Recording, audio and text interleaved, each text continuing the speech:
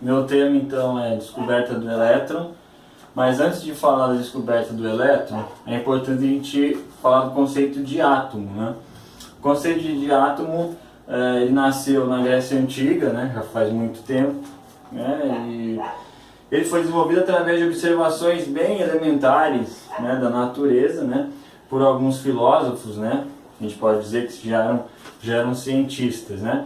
E a palavra átomo tem o significado de indivisível, né? Ou seja, segundo eles, né, o conceito seria, né, nesse conceito primordial, seria que toda a matéria é constituída por átomos, e esses átomos então seriam as menores unidades da matéria, então seria indivisível, né? E essa ideia da indivisibilidade do átomo perdurou até 1897, quando Thomson descobriu o elétron, né? Eu trouxe aqui, antes da gente falar no Thomson, né, alguns personagens foram importantes, né, na história.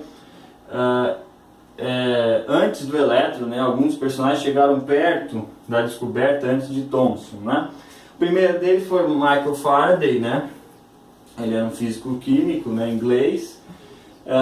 E nesse século nesse século XIX, se você fosse no laboratório de física experimental, com certeza você iria encontrar um aparato que fazia testes, né, com condutividade de gases, né? E o Faraday foi um dos pioneiros, né, nesses experimentos com condução de gás, né? Então aqui eu tenho um tubo que era usado, né? O do Faraday era um pouco rudimentar a esse aqui, né? Que depois ficou conhecido como tubos de raios catódicos, né? Ou tubos de Crookes. Então o Faraday, ele pegou um tubo, colocou, ele é mais simplório que esse, ele colocou um catodo, né? Um eletrólito, né, negativo, um catodo e um anodo nos dois lados do tubo, e ligou nesses caras aqui a bateria. Então ligava a bateria, né, e ele observava a fluorescência, né, de uma certa cor no catodo e de uma outra cor no anodo, certo? Quando ele trocava o gás, né, aliás, tinha um gás aqui dentro, né, estou falando de condução de gás, certo? Ele estava falando de condução de gás. Então, quando ele trocava o gás, a cor no catodo mudava, no catodo, né, do anodo mudava. Então ele fez vários testes, mas não conseguiu chegar a nenhuma conclusão, né? Anos depois, né, no século XIX, veio William Crookes, certo? Inclusive ele deu um upgrade nessa aparelhagem que o Faraday tinha, porque ele começou a evacuar, né, através de bombas de vácuo, né? Ele começou a tirar os gases, um pouco de gás que estava aqui dentro. E o que ele começou a observar? Que tinha a formação, ele começou a observar um feixe, né, que formava um pequeno feixe, né, entre o catodo e o anodo, certo? Que ele chamou de raios catódicos, certo? Raios catódicos que foram estudados durante todo, né, esse século aí. Ninguém sabia do que ele era formado. Então o Crookes, ele falou, bom, naquela época, né, já se sabia que esses raios continham matéria, né, porque vários experimentos feitos com esses raios, né, indicavam isso. Um experimento bastante simples. Colocaram uma ventoinha aqui dentro do tubo, ligaram a bateria, né, então você tinha um feixe, né, e esse feixe batia na ventoinha, e essa ventoinha se movimentava no sentido do anodo, certo? Como ela se movimentou, quer dizer que ela ganhou quantidade de movimento, que ela estava estática, ela estava parada, né? Então quer dizer, ela ganhou a quantidade de movimento de quem? Do feixe. Já que ela ganhou a quantidade de movimento, quer dizer que o feixe é constituído de matéria, né? Mas Crookes, ele descobriu uma coisa além mais disso no seu experimento, aplicando o campo elétrico, tá vendo? Duas placas, positivo e negativo. Então se aplicar o campo elétrico aqui, ele observou, Crookes, que esse feixe ele desviava no sentido da placa, ele sofreu uma deflexão no sentido da placa positiva. Então ele concluiu de imediato que era uma partícula, ou seja, matéria, e que a matéria que era constituída esse feixe era negativa, né? Se esse feixe foi deflexionado por um campo elétrico, ele teria que ser deflexionado também por um campo magnético. Porém, Crookes, né, que estava muito perto de chegar na mesma conclusão de Thomson, certo? Não conseguiu êxito quando aplicou um campo magnético aqui, certo? Ele não observou nenhuma deflexão, certo? Então o Crookes chegou perto. Agora falando do Thomson, né, que é o principal personagem dessa primeira parte do vídeo, né? Ele foi um físico, né? Um físico inglês, certo? Ele começou cursando engenharia, mas por dificuldades econômicas da família, ele começou a estudar física, matemática e química, né? Então ele tomou gosto por isso, certo? Ele ganhou o Prêmio Nobel de 1906, que é o foco, inclusive, dessa primeira parte do trabalho, né? Talvez seja o foco do meu trabalho inteiro, certo? Então esse prêmio Nobel foi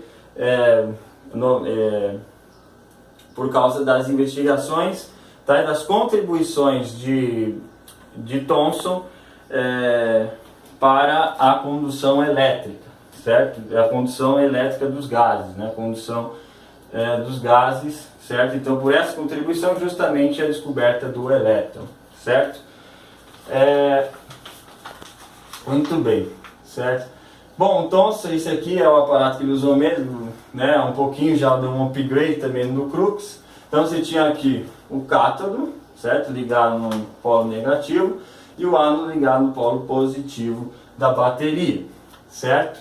Aqui o Thomson fez diferente, ele fez esse eletrônico, tem um pequeno orifício, né? Por onde o feixe ele passava por ali, certo? E ele começou a fazer vários experimentos, certo? O diferencial de Thomson para Crookes foi o seguinte: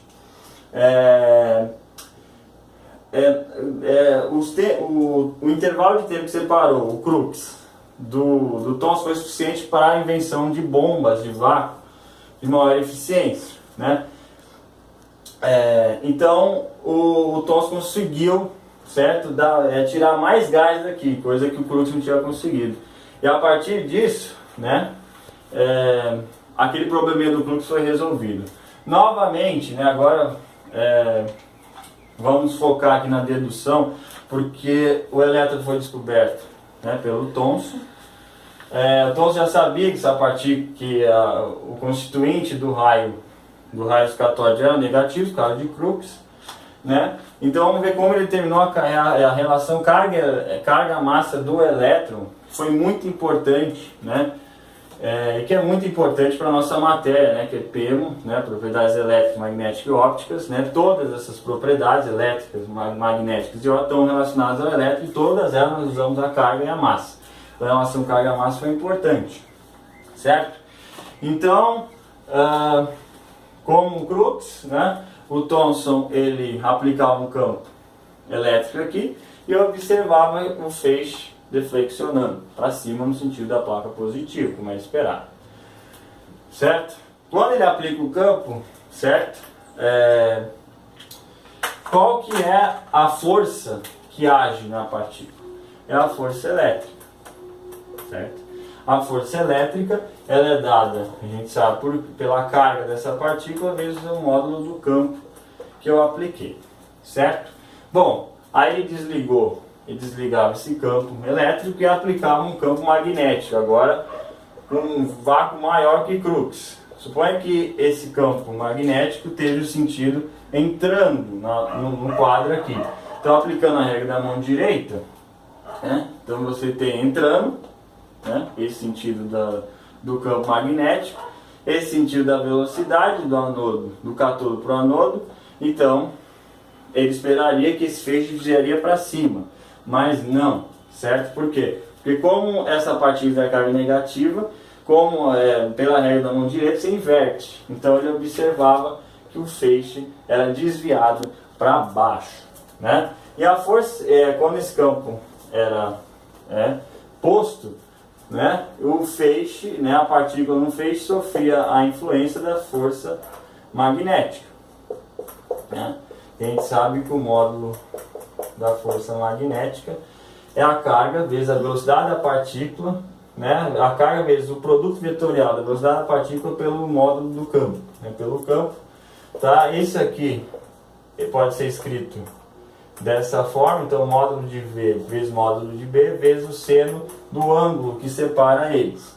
Nesse caso, né, é perpendicular, então seno de 91 a gente pode escrever isso aqui justamente apenas dessa maneira, tá? Então ele desligava, tirava, né, lá, né, esse campo magnético.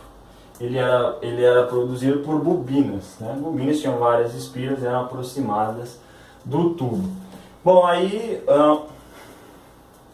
Thomson pensou, bom, para mim deixar o feixe, né, estático não, feixe reto, sem nenhuma deflexão, bastava eu regular o campo e o campo eletromagnético para que a força elétrica fosse igual à força magnética, porque se eu tenho uma deflexão para baixo pela magnética e para cima pela elétrica, então se eu igualar as duas têm sentidos opostos, a partícula ficaria estática.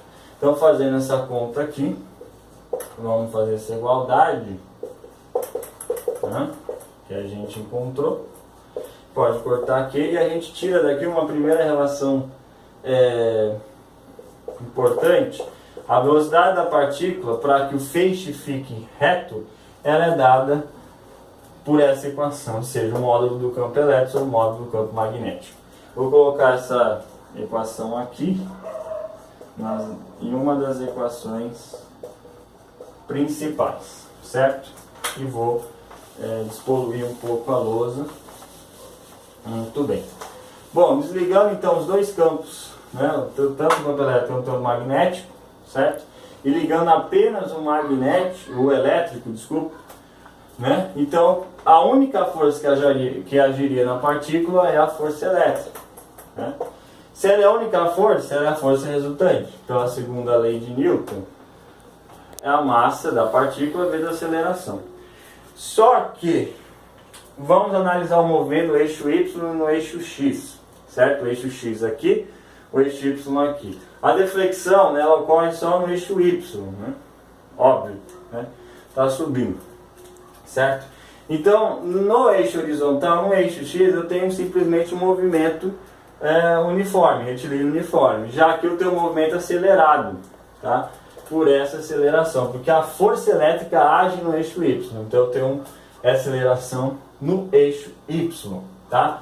Então aqui a gente já viu que aqui E, aqui M, AY, então AY é igual a Q vezes Z sobre M, certo? Bom, se aqui no eixo Y, então eu vou considerar aqui, ó, o Thomson considerou, né, o meio do tubo como a origem, certo? A gente sabe lá de cinemática, né, de mecânica, que o movimento uniformemente variado, que aqui, que é o movimento acelerado, eu tenho essa equação, né? Só que eu vou fazer tudo em relação a Y, tá? E o que Thomson queria calcular é essa deflexão aqui que eu vou chamar de dy, certo? Então, V0 YT mais AYT sobre 2, quadrado T, tá? Então, esse SY, na verdade, é a nossa deflexão, né? S0Y seria a distância inicial, veja, aqui é 0 quando começa, curvar, então isso aqui é 0. Desculpa, isso aqui é 0. Aqui, ó, a velocidade no eixo Y, no início do movimento, é 0 também. Não tem velocidade nenhuma aqui, só no eixo X. É 0 aqui também. Então a gente vai ficar aqui dy é AYT quadrado sobre 2. Né? Mas tem uma variável, o AY a gente conhece. O T a gente não conhece, né? Mas dá para calcular o T. Por quê? Porque suponha que ele tinha um tubo de tamanho, de comprimento L, na horizontal, desculpa, no eixo X, né, você tem um movimento que é uniforme, retilíneo uniforme. Então, a velocidade em X é o comprimento sobre o tempo que ele levou para bater aqui, certo? Então, você consegue isolar T daqui e você vai ter L sobre Vx. Tá? Então, substituindo isso aqui, a gente vai chegar a essa relação aqui posta, né, L quadrado sobre Vx quadrado, certo? Beleza? Então a gente substituiu, chegou nessa relação, beleza? Se vocês notarem, aqui a gente tem a relação carga-massa, certo? Então, Vx é a velocidade, eu posso substituir aqui, certo? Então eu vou chegar na equação geral que ele usou para determinar, ó, dy é igual Q sobre m vezes meio, né? Multiplica E vezes L ao quadrado sobre Vx ao quadrado, que é E ao quadrado sobre B ao quadrado. Já vou passar multiplicando aqui em cima, porque estaria aqui embaixo, certo? Então esse E corta com esse E, eu chegaria a essa relação aqui, dy igual a meio de Qm vezes L ao quadrado vezes B módulo do campo magnético quadrado sobre E, certo? Muito bem. Então, isolando Qm daqui, certo? Ele chegou na forma para calcular a carga-massa do elétron. Isolando carga-massa, ficaria, né, 2 dm vezes E, né, dividido por L ao quadrado módulo do campo ao quadrado, certo? Então aqui ele conseguiu achar a relação, né? A relação carga-massa, certo? Por quê? Porque a deflexão ele calculava, né, uma régua, por exemplo.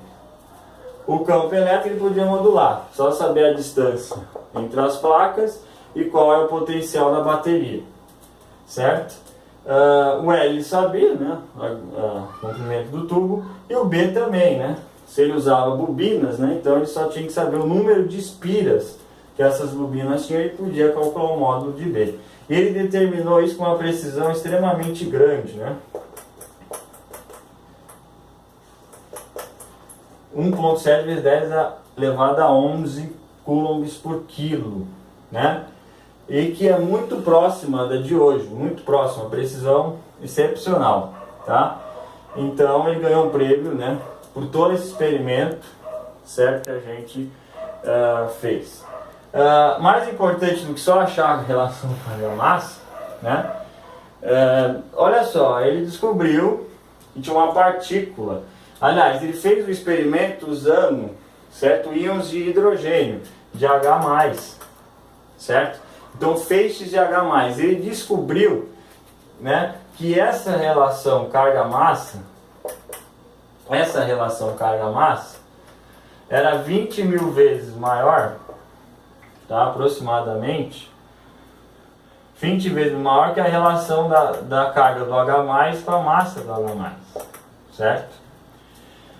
E ele supôs com bastante esperteza que a diferença não era nas cargas, mas sim nas massas, certo? A massa do elétron seria 20 mil vezes quase menor do que a massa do hidrogênio. E aí ele pegou esse hidrogênio aqui, que é o primeiro elemento da tabela periódica, então o pró, e chamou ele de próton, certo? Próton, tá? E com isso, né, eu não vou entrar em detalhes agora, ele fez, né, o seu modelo atômico, certo? Que através dessas ideias, né? E sem dúvida nenhuma ele revolucionou, né, ao descobrir do elétron. O Crookes quase chegou, né, mas não tinha um bomba a vácuo bom, né, mas ele conseguiu chegar a uma relação carga-massa muito importante, tá? Mas na verdade ele não sabe nem a carga nem a massa ainda, né? Mas nós vamos descobrir no próximo vídeo quando falar do Millikan. O Millikan vai descobrir a carga e com a carga a gente vai descobrir a massa. Mas sem dúvida nenhuma, né, a dedução não é tão complicada, mas Thomson foi mesmo genial, né, nessas sutilezas que ele usou para determinar a relação carga-massa do elétron, que a gente usa muito na nossa disciplina. Até a parte 2, obrigado.